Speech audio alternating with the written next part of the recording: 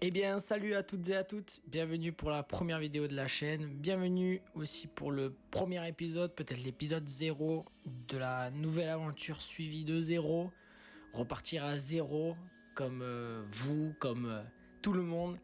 On va créer donc un personnage aujourd'hui, qu'on va suivre au long de le nombre d'épisodes qu'il faudra pour arriver au niveau de 200. Alors, tout d'abord, laissez-moi, je me présente. Je m'appelle Gambi, vous pouvez m'appeler Gambi, comme vous voulez. Je joue à Dofus depuis à peu près la 2.0. J'ai beaucoup joué, coupé, recommencé, joué, coupé, avec pas de réels objectifs. Aujourd'hui, je me lance à nouveau sur la version Touch, donc le Dofus. Mais si vous êtes là, je pense que vous connaissez tous le jeu, qui est donc le MMORPG développé par Ankama Games. Et on se retrouve du coup sur la version Touch, donc la version mobile sur iOS, qui est téléchargeable gratuitement d'ailleurs. Donc, petit épisode de pilote. On va choisir ensemble une classe à jouer. Alors j'avais plusieurs idées, sachant qu'on veut beaucoup d'XP, on veut savoir gérer, donc une classe qui sait roxer, qui peut gérer aussi en Coliseum. Alors il y avait plusieurs possibilités. On a donc Losamodas qui est, je pense, le personnage le plus cheaté de cette version là de Dofus Touch. Alors j'ai plus exactement la version en tête, mais elle sera marquée sûrement dans la description.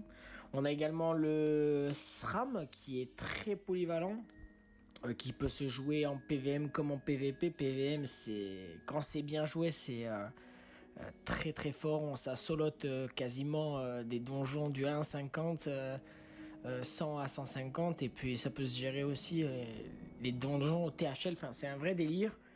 On a l'Eniripsia qui se jouera plus comme un soin plutôt qu'un dégât. On a le Yop, mais je trouve que j'ai beaucoup joué de Yop.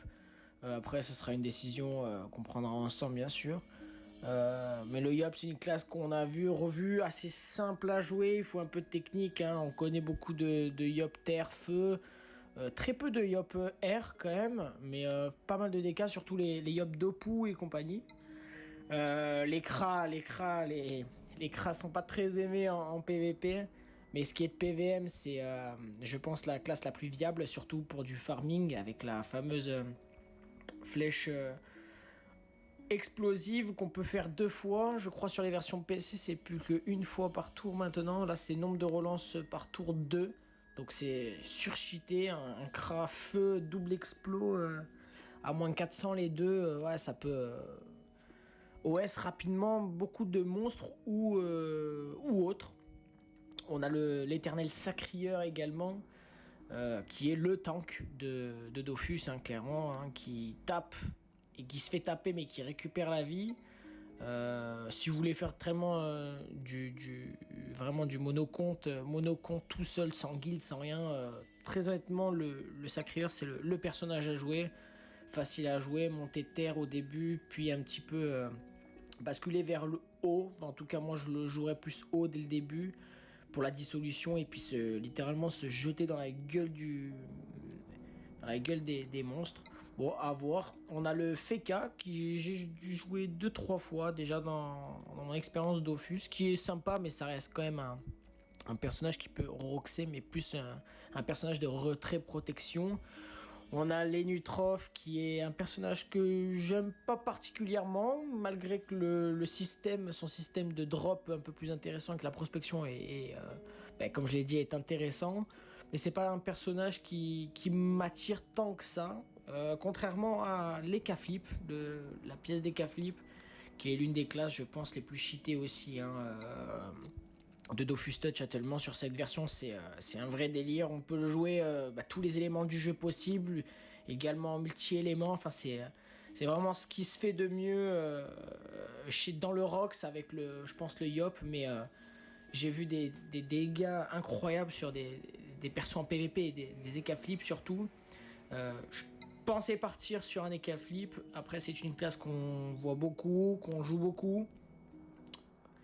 On verra tout ça ensemble. Là, du coup, le Panda qui est une classe de soutien aussi, plus soutien, qui peut roxer, qui se débrouille pas mal, hein, notamment avec le Panda Attack, Terre, très joué aussi le Panda Terre, excusez-moi. On a aussi la possibilité de jouer haut avec Ethil et Vagalam, qui sont Ethilo, pardon, qui sont des sorts de frappe assez intéressants. Et puis comme on sait, avec la vulnérabilité qui fait la moitié du travail. Et ensuite, on a donc le Zobal. Le Zobal qui est très peu joué, j'en vois peu. On a quand même un bon personnage. Je l'ai déjà joué 2-3 fois. Pas réellement de... J'ai pas vraiment accroché. Après, voilà, c'est comme un soutien aussi avec ses plastrons, les machins. Bon, ça rock, ça, attention, le terre, je sais que moi j'en avais un terre, il tapait très fort. Notamment avec la Furia, il fallait mettre le masque. Moi, c'était super sympa, mais ça reste un personnage de tier list moyenne pour moi, en tout cas. Le Steamer, que je n'ai jamais joué. Une classe qui m'est totalement inconnue. Alors pourtant, je connais 3 personnes qui jouent avec, et elle a l'air pas mal. J'ai jamais accroché réellement. On a le Xelor qui est l'une de mes classes préférées et l'une de mes classes premières. J'ai joué beaucoup Xelor. Une classe que j'ai vue, revue, tordue dans tous les sens. Donc je pense que ce ne sera pas une série où il faudra s'attarder sur le Xelor. Sadida, c'est pareil, c'est une classe que j'ai un peu jouée, contrairement au Xelor, moins jouée. Mais c'est une classe qui est très intéressante, surtout en PvP, hein, qui est pour le RAL PM, c'est hallucinant. Même c'est une classe qui est difficile à gérer, il me semble, sur Touch. Je ne l'ai pas réessayé depuis sur Touch. Et peut-être à voir. Et pour terminer, je pense, et je suis presque même sûr, la classe la plus compliquée, du moins la plus technique, et où il faut beaucoup de maîtrise pour jouer, le Roublard, qui est une classe qui est intéressante, hein, vraiment, avec les murs de bombes, qui peut faire des dégâts fous, surtout le Roublard feu, eau aussi, qui fait pas mal de dégâts. À voir, écoutez, à voir.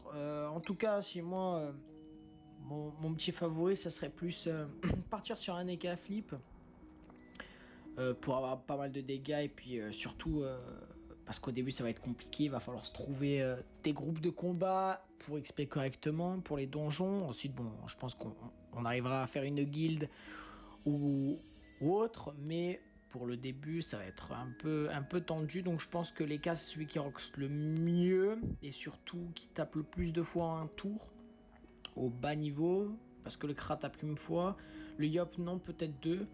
Bon, écoutez, en tout cas, je me partirais plus vers un Eka Flip, un Zobal, parce que le Zobal est intéressant aussi à jouer. Pourquoi pas un SRAM. Écoutez, à vous de me dire, vous me direz dans les commentaires. Ce sera tout pour moi pour cette première vidéo. Je vous souhaite de passer une bonne journée, bonne soirée, bonne nuit, à n'importe quelle heure vous me regardez. C'était Gambi. Bonne soirée. Ciao, ciao.